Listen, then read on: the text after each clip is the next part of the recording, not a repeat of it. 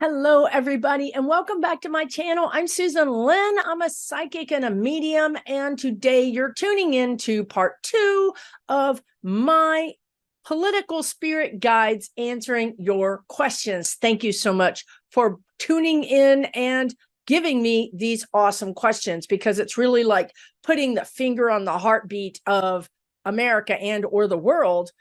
What you guys care about, what you guys want to learn about, what questions do you have? Now, as far as me, I have some new subscribers. Thank you so much. New viewers, thank you so much. Very quickly, I will just say that I'm a psychic and a medium, and I will say that I'm a channel. I'm a conscious channel. I can also be an unconscious channel, but it's more fun to mix a little human into the process, right? You can see videos on my playlist where I'm literally giving 100% of my faculties over to a being that wants to give us a message, and that's great, and there's a place for that. However, for these types of things, my spirit guide team has told me that it's really better for humans if a human speaks to them, right? It's more relatable, right? So I've worked out a deal with these spirit guides that are specifically here to work with me on political questions. I have other spirit guides that work with me on spiritual matters. And of course, I have my own personal spirit guide team as well. Now, I've worked out a deal with these political spirit guides that we try to blend, right? I try to give them 60% of my consciousness so that I may receive their information through thoughts, through feelings, through ideas, through things that I see, all kinds of ways. Things that I hear. And 40% of Susan that's left over takes all of that and mashes it all together, hopefully into some sort of words that form a sentence that makes sense. Okay. I would just be honest and say that because there's 40% of me in this, combination, when I'm wrong, it's the 40%. It's me, it's Susan. When we are wrong is when we're using our brain. We're trying to make sense of what non-physical says. So you always want to just go with the data. That's just my little tidbit to you psychics out there. Always use the data. If you see something, say what you see. If you know something, say what you know. When you try to make sense of it, that's when you're wrong. So also, please note, we have free will. And right now we're about to go into eclipse, a major eclipse that is going to have big impacts on the United States, because this eclipse is lighting up a lot of our planets. The United States actually has an astrological chart, and this eclipse is really gonna, it actually explains everything we're going through, to be honest with you. Luckily for you, because I'm saying this because this is how strongly I feel about it, I just did a video with a great astrologer, Karen, from littlebluelotus.org astrology, and she's going to explain it all to us, and I think that video is going to drop tomorrow, and you're going to be surprised at how much this eclipse makes sense of everything. It literally describes everything we're going through, and it fits right in with the energy. I'm not an astrologer. I don't understand astrology, but I understand energy. And I forecast based on energy. And I find that what I'm forecasting pretty much matches up with astrology. Okay, so look forward to that video. Let's get started. Right now, Tatty Jim has a question, and her question is, what in the world? It's always great when a question starts out with that. What in the world is going on in Arizona? Well, a few days ago, it turns out that Katie Hobbs, who is the Arizona governor, needed to go to Washington for a day and a half. And as per Arizona law, the way I understand it, it's a simple thing. She has to hand over the governor duties to somebody. It's just like when Biden needed to get, a colonoscopy or something, he handed over the duties of the United States to Kamala Harris. It's something that happens all the time. It's called chain of command. It's called somebody should always be in charge in case something goes awry, right? No big deal. However, the media was irresponsible in the reporting of this, because it turns out that when Katie Hobbs, the governor of Arizona, left to go to Washington, which is the bigger question, and we're going to talk about that in just a minute, the person that she hands her power over to for that absence happened to be this person who is a Republican state treasurer of Arizona, Kimberly Yee. And then the media is going to be irresponsible and take that and run with it because what? It gets eyeballs, it gets dollars. So they don't care if it's factual anymore. So as you can see, we have our work cut out for us. And yes, we will start attending to these things. Believe me, that's what the eclipse is about. We're going to get serious about this stuff. So let's go to, so we know, right now we know that Katie Hobbs was in Washington, D.C., and she was meeting with people in Washington, D.C. for a day and a half. We know that she didn't disappear. We know she didn't run away or get abducted by aliens or whatever. Now, my question, and I think it's the question du jour, is what was Katie Hobbs doing in DC, right? Let's get into that energy because there's a story there, right? There wasn't a meeting of governors. There was no publicized event that would make sense for her to be there. She just went there. And there may be some more information in the media about what she was doing. I don't know. I don't really watch the news that much. But I'm going to tap into Katie Hobbs' energy. And I'm just going to see what comes up for her, okay, in regards to this trip. So what I'm getting right now is she was setting the record straight. She could have been doing a what do you call that when you an imposition? No, not she could have been doing recording something for the court. She could have been having. I don't know that she was. I don't know that she was subpoenaed. I don't think she was subpoenaed. I feel like she went of her own volition. Again, this energy of setting something straight. I need to go. I want to go. I want to put my voice on the record. I want to tell my side of the story. This must be something going on in Arizona because she voluntarily said, I'm going to put myself out there. I could sidestep this. I could put my head down, but no, the truth needs to be known. This is what she's telling me. Her energy is saying the truth needs to be known. And I'm going to stand on the side of the truth. And I don't care what the ramifications are. I don't care if I end up losing my next election.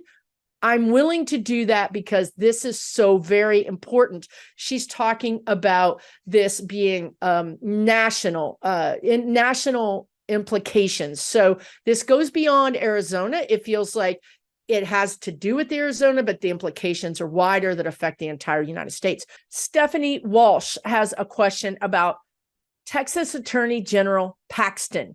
You guys have been hitting me up in the comments about this, but I really need you to hit me up in the community post because that's where I go to get your questions. So when you put it in the comments, it doesn't make it to the questions. So here's the deal. Texas Attorney General Ken Paxton has been federally indicted, I think 5 times. He has 5 federal indictments against him. The FBI is investigating him. This all went down just before Trump became president. And then lo and behold, after Trump became president, it just seemed like nothing could get this guy. He couldn't be brought to court. He had all these delays and maneuvers, and he stayed our top cop. He stayed our top attorney in the state of Texas the whole time Trump was in office, even despite these allegations that were very strong. His own people, his own attorneys went to whistleblowers. This was big stuff. But then what happened was he fired them. Now, you're not even supposed to know who a whistleblower is. That's the point, is that you're protected. But allegedly, Trump's attorney general, or DOJ, called up Paxton and said, here's the people that are trying to do you under. And these people were literally fired 30 or 45 days later. I mean, come on. You don't need to be a rocket scientist to figure this out, right? So there's also a lot of dirt. Like he was having an affair with this woman that he was involved with, and he was also allegedly involved with this business developer, this real estate developer, and this woman got a job closer to the state house, so he could see her more often. And Paxton's wife is actually a senator in the Texas Senate. It became Peyton Place for real. The Texas House impeached him which was a mind-blowing, stunning event because all of them, the majority of our House is Republican, Paxton's Republican. How did that even happen? Then the Texas Senate took it up and said, you know what, we're going to put him before a jury trial in the Senate. And the jury trial in the Senate is very interesting. This is the House. They each hire attorneys. It's literally a trial. So you can imagine, this is Texas. We had the high dollar, flashy, ostrich skin boot wearing, attorneys. We had it all. It was on. Now, what the guide said was that Paxton would go down. Paxton would be toast. Now, I really believed anyway that he would be indicted in the Senate because the evidence was overwhelming. It was literally overwhelming. Now, this is where free will comes in, and this is why you guys have so many questions, and this is why this is important on a bigger stage, on a national stage, because this is happening everywhere. And if we allow this energy to continue happening, then it's going to happen in bigger places like the Senate and the U.S. House, and also the Supreme Court, and possibly other places, right? So as below, so above, as above, so below. We need to deal with this. So imagine all of our surprise when Paxton got off. Now, meaning the Senate did not, convict him. So what went wrong? Well, what went wrong is the fix was in. I read the energy. The energy was he was going to be convicted. That was the energy. That's what I told you guys. He wasn't. How did that happen? I can only tell you what spirit tells me. And when something happens that is not written, that is not spirit, that means the human free will overrode spirit. It can happen. It can happen in like 80% of our daily choices. In our, there's very few things that are contract that are like, regardless of what you say, you're going to have this, you're going to do this. That's a very small part of our lives. This is a free will planet. This is why we came here, to experience and expand and understand on new levels that are not readily available in other planets, other existences. So what happened was the fix was in. This is what the guides are telling me. If you do any Googling about this, you'll see the fix was in. It's all there in plain view. It really is. It's all there in plain view. Now, what the question is, what is going to happen to Paxton? He's still toast, you guys. It doesn't matter that the Texas Senate caved into intimidation or threats or money or whatever allegedly happened there. He's still toast. The bottom line is that once these people get in the court system, there's really more like a 95 to 98% chance that they're going to be convicted. Okay. 95 to 98% chance they're going to be convicted. Does that mean that every single one of them is going to be convicted, even though the evidence is preponderous in that they should be convicted? No, some people are going to get off scot-free, but 95 to 98% of them are going to get convicted. I see Paxton doing time. So when psychics say he's going to go down, the energy is the same. Whether the Senate brings him down or the feds bring him down, he's going to go down. And I always told you guys, despite whatever happens in the Senate, the feds have got his number. This Mickey Mouse stuff is not going to happen in the courts. It's not. And a federal judge is not going to let this happen. The Fed courts seem to be standing by the law. So that's what's going to happen. He's going to go down. I feel like that might be next year. That might be February. Again, not to bring this up over and over, but what I learned about the eclipse that's hitting this the 14th of October is that the effects are really going to culminate in the spring. All of this stuff is going to go down in the spring of 24. That is what I've been telling you guys for 2 years. The big arrest, the big convictions, not even the indictments, but the big convictions are going to happen in 24. That's when it's game over. We're tired of playing this game. The game is now over. That's when these people are going to be held accountable. And obviously, they just told me Paxton's also going to be held accountable during that time as well. So he's not off the hook. He is not off the hook. And also understand that voted, not the whole House, but the majority of the House voted to impeach this guy. Remember, the Republicans are starting to come to loggerheads. Okay. We see that in the U.S. House of Representatives, where somehow McCarthy pulled together enough Republicans with enough Democrats to pass the budget. He finally said, screw you, Freedom Caucus. You're not going to own me anymore. I've got to pass a budget. These are seismic shifts in the power quotient. So don't give up hope. The fact that the Texas House voted to impeach this guy is a big deal. Yes, the Senate capitulated. The seismic shift has happened. The movement is happening. The Republicans are realizing we're losing the war.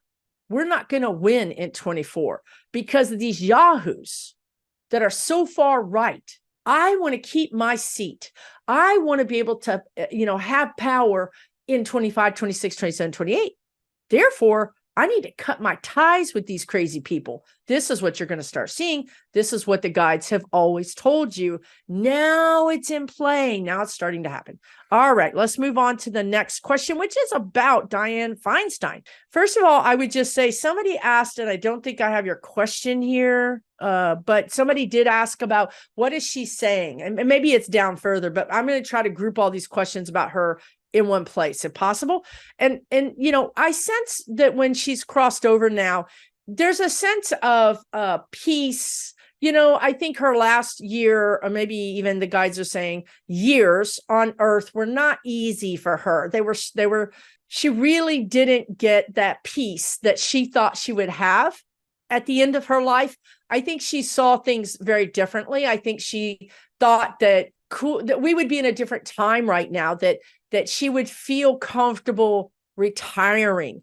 And we are not in a different time. We're in the most strident time, I think, of our history, as far as, perhaps the House and the Senate and the division that's going on there. So I think that she felt she couldn't, what is that?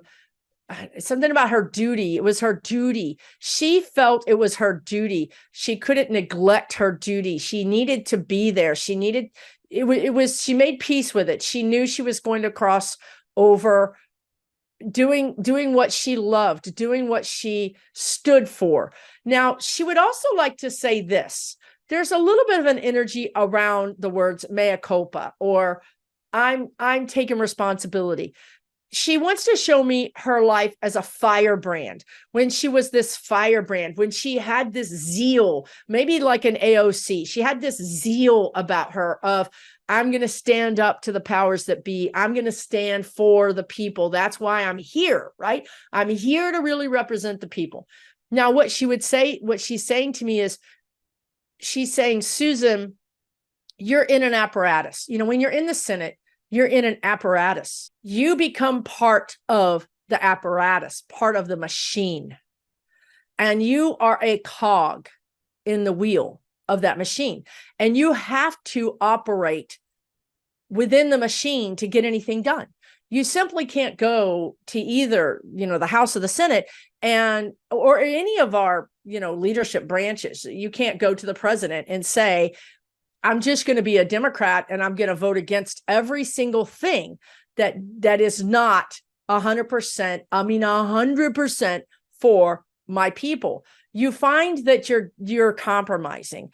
And then after, many years, you find that you're having to compromise more because the power quotient is now not in your favor. You're in the minority. So you're willing, if you can get 20% for your people, you're like 20% is better than 5%. So I gave up 80% to get 20%. She says it's really, it changes you. It hardens you. She said, it hardened me. It made me more calculating. It just, I went in one person, I came out another person. And you, in some ways you lose hope, after a while, only getting 20% for your people, it's like, what's the point? Why am I here? But then you have to say, well, 20% is 20%, right? Like, I am moving the needle. I'm just not moving as far as I want. And so that's what she would like to say is, I wish it were differently. I wish I could have kept more of my zeal, more of my, ferocity, but I didn't. And I did what I thought was right. And I always had the will of the people in my heart, but sometimes I had to make hard decisions that made it look like I wasn't representing the will of my people. Really and truly, here's the deal on the table. Take it or leave it. Do you want that 20% or not? And people don't understand how hard it is. And you know what she's saying? Interestingly enough, she's saying term limits would actually help. That's surprising to me. She's saying term limits would help because you wouldn't be in there long enough to give up, to have that death inside, to have that, hardening. You wouldn't be in long enough. You would have this fresh wave of people who are willing to get in there and just push, and maybe that, you might think that would make it more strident, she says, but it would be push on both sides. There would be less of this. Hey, I remember in 2014, remember I saved your butt in 2014. Now it's 2023. You need to save my butt, which who does that benefit? So she's actually for term limits, which is pretty surprising to me. So I'm going to thank Dianne Feinstein for coming through. Thank her for her service. Thank her for her duty. Her heart and soul was really in this. Whether you liked her, agreed with her or not, know that her heart and soul was there with you and for you, Californians, but also for Americans. She was a patriot. She was a true American. So I'm going to thank her for coming in. I've got chills. Okay, now I'm going to go to your questions about her. Now, she was replaced, you guys. So it's interesting, is it not, that Newsom, he said, I'm not going to replace Dianne Feinstein's seat with one of the people running to get her seat, because I think he didn't want to play favorites. Whoever he put in that seat would have an edge. They would likely win because they would be anointed by the governor. They would have time to show people what they can do. And people tend to vote for that kind of thing. So he said, I'm not going to appoint any of those people. I'm going to find somebody else who is, I believe he said, I'm going to find a Black woman who's not running for the seat to appoint. Now, it's interesting that he appointed this person. Right. So he appointed this woman who runs the Emily's List. She is the Emily's List president. Emily's List is a political list. And her name is LaFonsa Butler. And she's a firebrand. She's a hardworking Democrat. She's got that zeal that I think Feinstein had when Feinstein went to work in the Senate, right? So he's appointed this woman. This woman will fill out the rest of Dianne Feinstein's seat. She'll be voting. She will be I'm pretty sure, very labor-oriented, very union-oriented, and probably pretty left, which is great. I think that's a great way to fill that seat. Now, what hangs in the balance is, I believe, I could be wrong, but I believe what I'm seeing in my mind's eye is McConnell. McConnell, they have to approve her to be on the judiciary. So Feinstein was on the Judiciary Committee, so she could be, Biden has been approving judges, right? He's been really active filling judge seats with people that look like America. And I think McConnell has said, I'm going to block anybody that you put in there. And you know what? That's fine. I'm not worried about it. I'm really not worried about it. For some reason, I feel like the Democrats go, fine. If you block it, you block it. Fine. We still have a firebrand in this seat that's going to hold you to account at every turn, who has a really, I don't know this about her, but they're telling me she's very vocal. She's very articulate. She can get up there and actually articulate and go toe to toe, debating these bills, debating these ideas. So, hey, we won this round.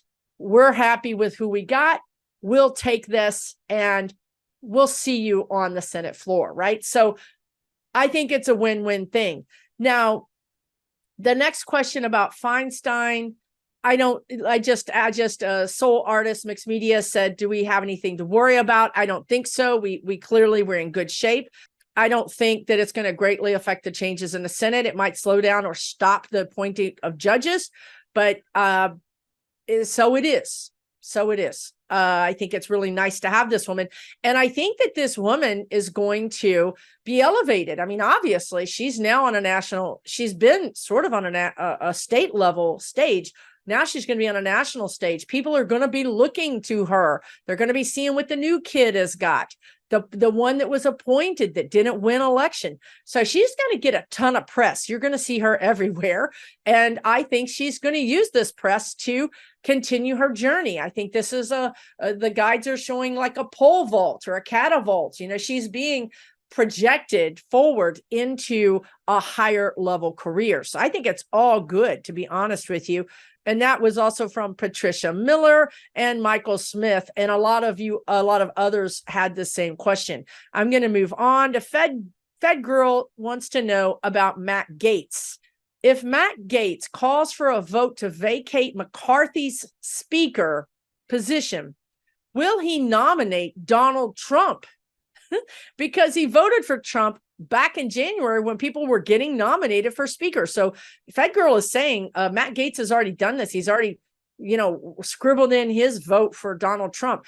And it turns out the speaker doesn't need to be a member of the House. So this could happen theoretically. It's another one of those loopholes that perhaps we're going to go back and maybe look a little bit more or scrutinize a little bit more, because this is probably not something that would be helpful.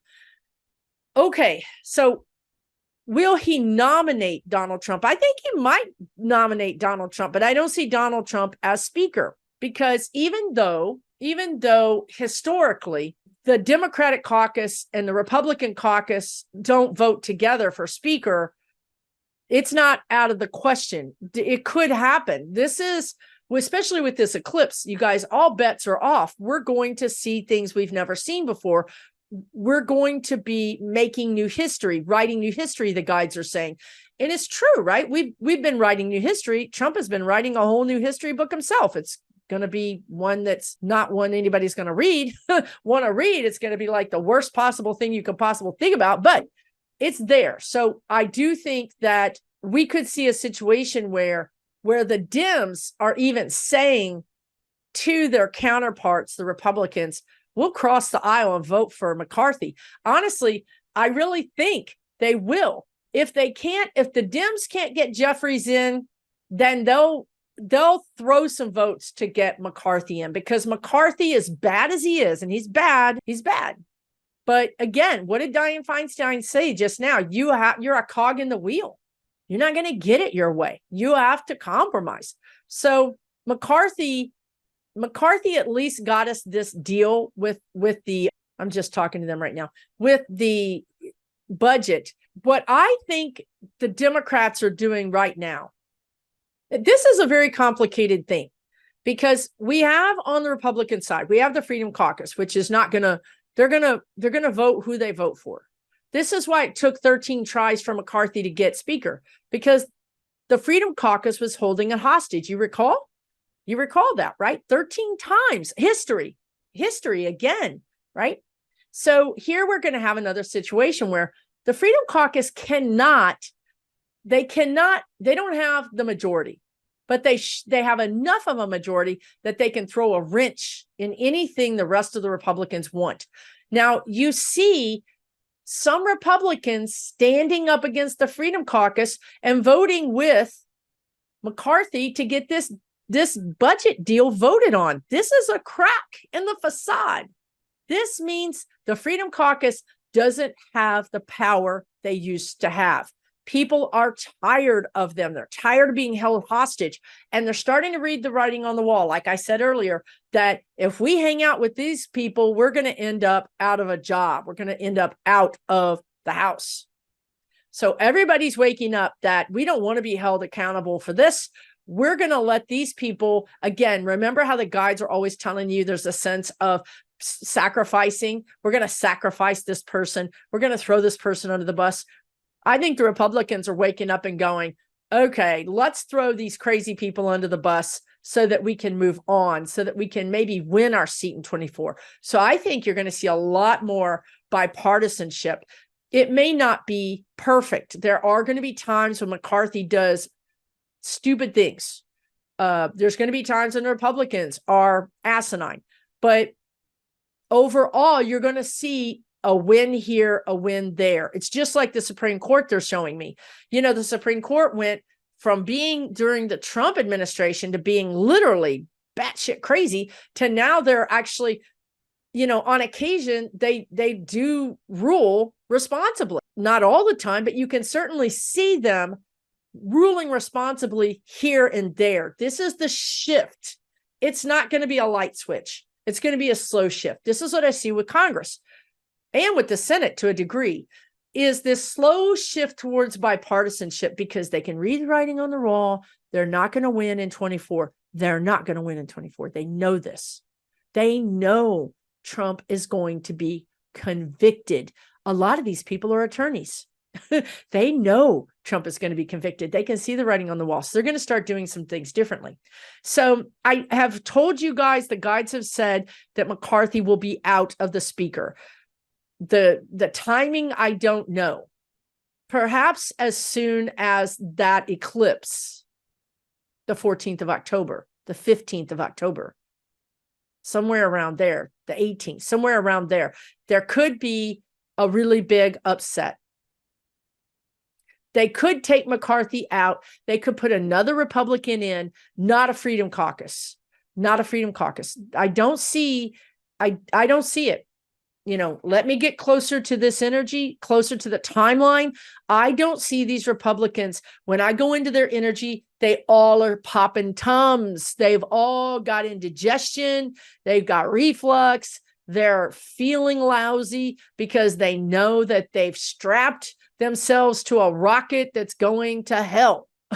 So now they're like, what do we do? What do we do? Right? They may put another conservative, someone who maybe we don't love, but they may put a conservative in there. I feel the energy trying. I feel the Freedom Caucus rising to meet this.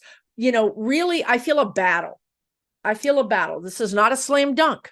I'm not saying this is a slam dunk. I see a battle. So that means there's, you know, maybe 8% chance. There are no absolutes here, people.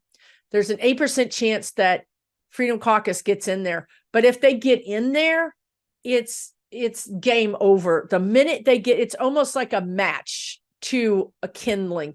If the Freedom Caucus happens to become speaker, it blows it all up. The whole thing blows up. I don't know why. I don't know what that means, but the whole thing blows up. Then we have Jeffries as speaker. Now, on the Democrat side, what I see is they're sharpening their knives. They're just sitting there preparing for battle. Like they're not sitting there eating popcorn, like going, oh, what's going to happen next? Oh, did you see that? Oh, they're not gossiping and you know, chilling out. They're preparing for battle. Jeffries has them in a tight formation. They're all focused on the goal. You don't see people, you don't see infighting. I've never seen the Democratic Party in the House so focused. I've never seen it. I've never seen the AOCs, the progressive wing, and the conservative wing, and I've never seen them so together as they are now. There's this sense that when there's an opening, we need to be prepared, we need to be focused, and we need to dive in it. Because again, there's this sense that there could be some sort of, the guides have talked about this before, there could be this parliamentarian, meaning rule. There could be this rule situation that happens, that a vote that there's not enough Republicans, because there's Republicans that are not showing up to work. You know, I mean, it's normal. You're sick, or you've had a baby, or you've got a family member that needs your assistance, and you're just not there. Well, if you're not there and there's a vote called to vacate the speaker, if these dummies call a vote to vacate the speaker, I'm telling you, this is possible. The Republicans, Matt Gaetz calls a vote to vacate the speaker. and they're down 3 Republicans, and we're just 2 Republicans away from getting a Jeffries, meaning if we can convert 2 Republicans, we can get Jeffries as speaker. It's not out of the realm of possibility. I'm telling you guys, it's not out of the realm of possibilities. It's, again, why everybody's focused on the Democrat side. They must know that they have 1 or 2 votes that they could get to come to their side and push Jeffries over this. This is really, I mean, from our vantage point, it really is, let's get the popcorn out, because you're going to see things that are historic, that have never happened before, that will be in the history books. Okay. I can't tell you exactly what's going to happen because it really depends on free will. If one of these Republicans doesn't show up and Matt Gaetz decides, because he's not the brightest bulb in the pack, he decides, I'm going to call a motion to vacate. And everybody's like, no, don't do it. We don't have enough Republicans. But yet he's full of his ego. Oh, it could go really poorly for the Republicans. It could go really poorly for them. So there's a lot of levers that could be pushed and buttons that could be pushed. We just have to kind of see how it shakes out. Okay. Let me move on to the next question, which is Jack Henninger says, there are some unions who are pushing for some large wage increases, such as the auto workers. Is this going to cause another round of inflation? You know, I can understand where you're coming from, Jack. What the guides are saying is that inflation would be, it's not enough for the automobiles to go up in price, wouldn't cause all the way inflation. Now, if we had farm workers and auto workers and, you know, all these people that produce product have strikes all at once, like a transportation strike, they're telling me, like the transport of these items, that could really tick up inflation. That really could, the words they want to say is pressure, put pressure on inflation. So what they're showing me is, instead of inflation dropping, this could keep it inflated. I don't see it like spiking, but I see that it adds, they're saying the words pressure. It puts pressure on the inflation, and then the inflation cannot drop. Now, I will say to you that I have seen a lot of strikes. I have seen the energy around strikes. There's triggers. The energy is ripe. That's what I would say. The energy is ripe for a lot of people to start going on strike. We've avoided some strikes. We've had other strikes. The writer's strike ended in October. That's exactly what the guide said. The guide said it would end in October. Here we are. It has ended. That actually panned out the way the guides, the way the energy said it would. But there was energy that suggested it wouldn't, because it really depended on the Hollywood moguls, right? They were trying to teach the writers a lesson, right? We own you. We'll go into debt over this. The moguls would have made more money by just giving the writers and actors what they wanted instead of letting it go on strike. And this is what I'm saying. They went into the hole to prove a point, and it didn't work. So it was a game of chicken, the guides are saying, and the moguls blinked. But that could have gone on for a long time because neither side was going to give in. Who was going to blink first? Predicting that can be difficult. In this case, the guides were correct. Now, going back to the auto workers, I feel like there's energy that the auto workers are going to go back to work in November, or certainly before the holidays in December.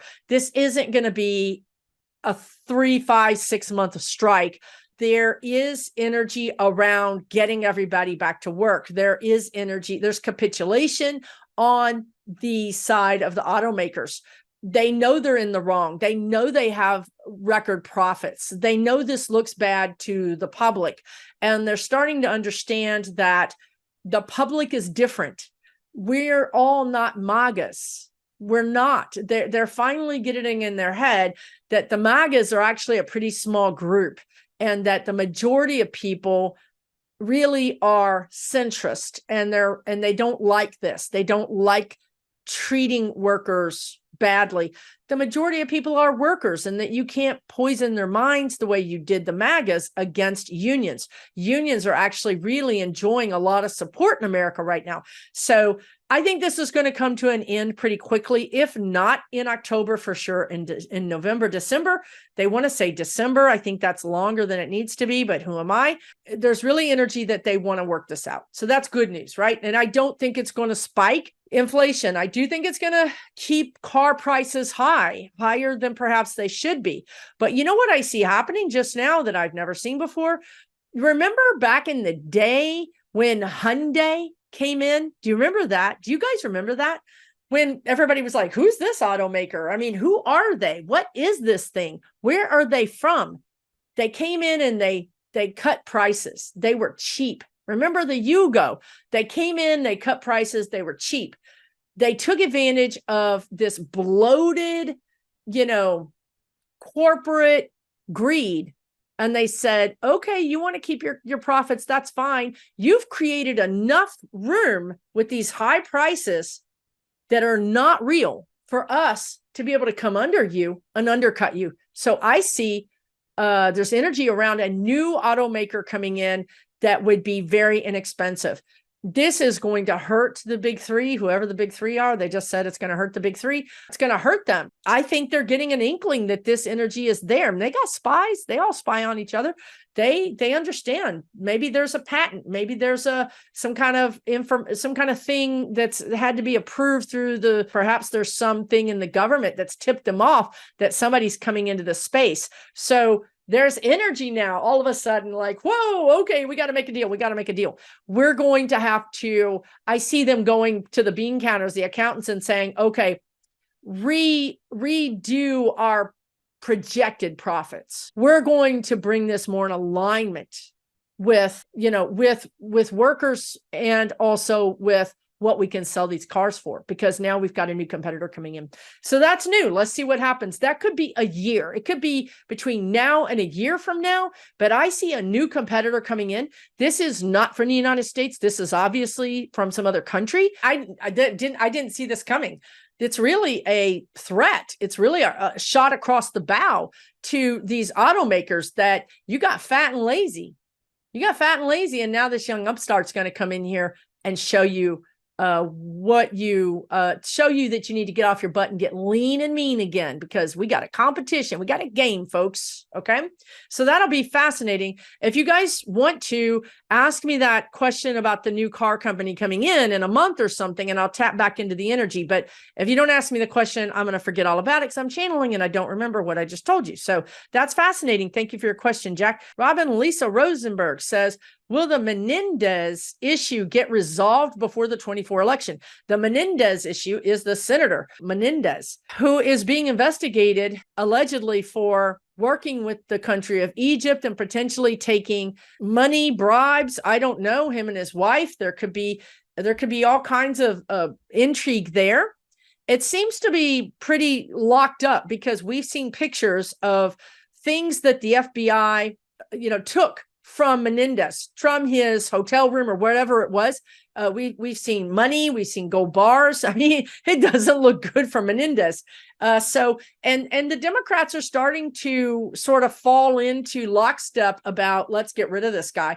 We need to make him step down. I feel that they will. Again, go back to what Dianne Feinstein said. You are now in a cog in a wheel. You're not getting to do what you would do. You're doing what's best for the whole machine, the Democratic machine. So you see these senators saying, well, if we vote him out right now, then what do we do?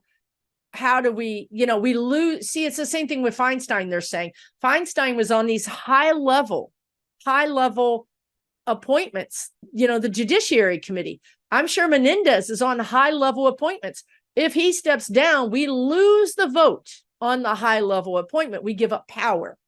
So now it's the Democrats' chance. It's their turn to say, what do we want? Do we want to have power with a crooked person, allegedly, or do we want to have a new person come in and lose the power? the Democrats often take the high road and we give up the power. So this is a real problem for us. What do we do here? So your question is, will the issue get resolved before the 24 election? Yes, I think it will get. Again, I'm hearing February. I think all hell must be breaking loose in February, March, April, May. No, February, mostly February, but into March. He is going to have to step down. They're going to force him to step down. And just like Feinstein, somebody will appoint a senator, whatever his governor will appoint a senator to fill his spot. And we will just have to go forward. We have to take our own medicine. And it's interesting, the guides are saying how upset the Republicans are. Who's come to Menendez's aid is the Republicans, which is fascinating.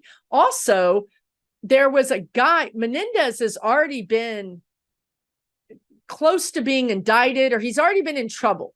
This guy's in hot water. He cannot stay in the Senate. He needs to go, and we need to just take our lumps. We need to be able to, the guides are saying we need to be able to run on this. We need to be able to go to the American people and say, we did it. We have a crook in our midst and we got rid of them. What's the Republicans' excuse? We're going to use this to run on in 24. We're going to run as taking the high road. We're going to run as being the ethical party. And this is part of that. Menendez will be part of that. We will literally use him as part of that. So that's very interesting as well. Let me move on. Regina Bow says, will the MAGA Republicans stop their war on our educational system? Regina, I have bad news for you. And you could call 1-800 Guides, press 1 for complaints. It's always busy. But anyway, no, honey, they're not going to stop their war on our educational system because it's about greed. And, the guides have been talking to me a lot about this. When I walk the dog, I don't know why they're talking about this a lot, because they were saying to me, a Republican that gets in office, this is a tax bracket change for them. Do you understand what I'm saying? When a Republican gets in any office, they're going to jump tax brackets. They're going to come out with way more money than they went in. And then when they get out, they can become a lobbyist. They can go into a think tank. They're given a golden parachute for all the deals they made for corporate America. When a Democrat goes into office, they don't jump tax brackets as much. They do jump tax brackets. It's true, but not like the Republicans. The Republicans double, triple what Democrats do. So you have this greed, which seems to be the engine that runs the Republican Party. Now, when you're talking about the educational system, we're talking about a profit center. They see everything as a profit center. They see the military as a profit center, the healthcare as a profit center, the postal service with DeJoy, they see it as a profit center, or in his case, as a way to kill it so that it can become a profit center, private sector. They're always trying to bring the private sector into everything. And here we are with education. They've been doing this for a long time.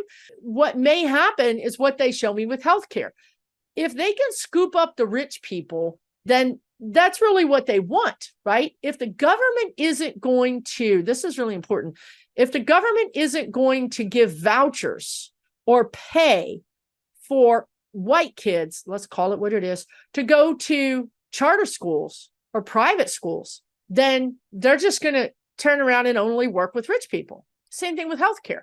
If the government starts paying for Medicare, then the private sector will step out of Medicare because they don't want to be in it anyway. If the government's going to put regulations on them and they can't game the system, then they're going to step out of healthcare and cherry pick the wealthy people. So this is a path forward that I can see, where the Republicans aren't ruining everything.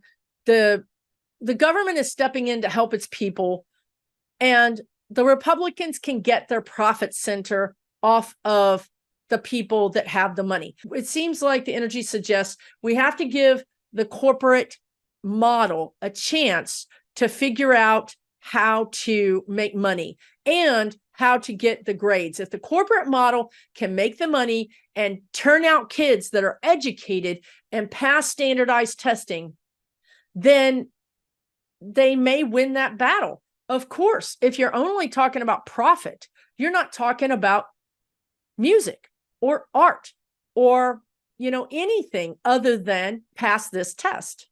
That's a very sad situation.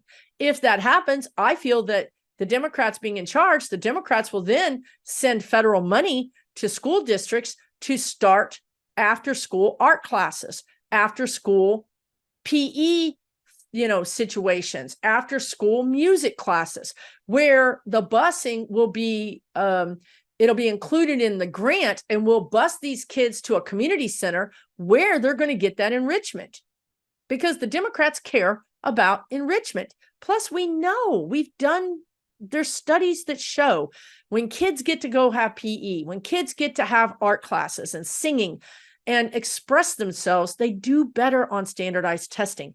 So I don't see the Republicans pulling this off. I don't see them stripping the schools of everything fun and enriching and then getting the test scores. The model doesn't work. Now, unfortunately, the energy suggests that this is going to go forward for a little while. And then when it falls flat on its face, like everything that the Republicans do, that where they put greed first falls flat on its face, the Dems go in and pick up the pieces. This has been repeated and repeated and repeated and repeated. You'd think we would learn by now, but as long as there's money and as long as somebody's addicted to greed, they're going to put that over people. They're going to put that over everything. And unfortunately, the Republican Party has decided that greed is its mascot. But I do see it. I do see us dealing with it. I gave you good news too. I see the government creating these enrichment centers. I see the government picking up the pieces, and I see us. And you know what else I see? Kids. The kids are not going to allow this. I see middle school kids. I see 10-year-olds, 15-year-olds, 18-year-olds walking out of school. You know who they're just showing me is Greta Thunberg, the environmentalist who started protesting when she was in school. You're going to see these kids become activists because they're the ones that are experiencing this terrible situation. And they're going to be a real force to be reckoned with. So even though I see this not getting worked out this year or next year or 3 years, possibly, it will get worked out and it will be better than ever because we've gone to the bottom. As an addict, you got to go to the bottom. And if we keep voting for people that are addicted to money, we're going to end up at the bottom. From there, we can pick ourselves up and go back up again. Okay.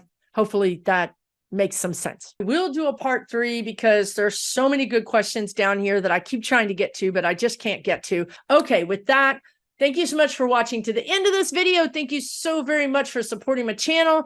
And let me just tell you what's on the docket coming forward. The Chechen president, who's very sick, Kadyrov, he's very sick, and we don't know what's going to happen to Chechnya.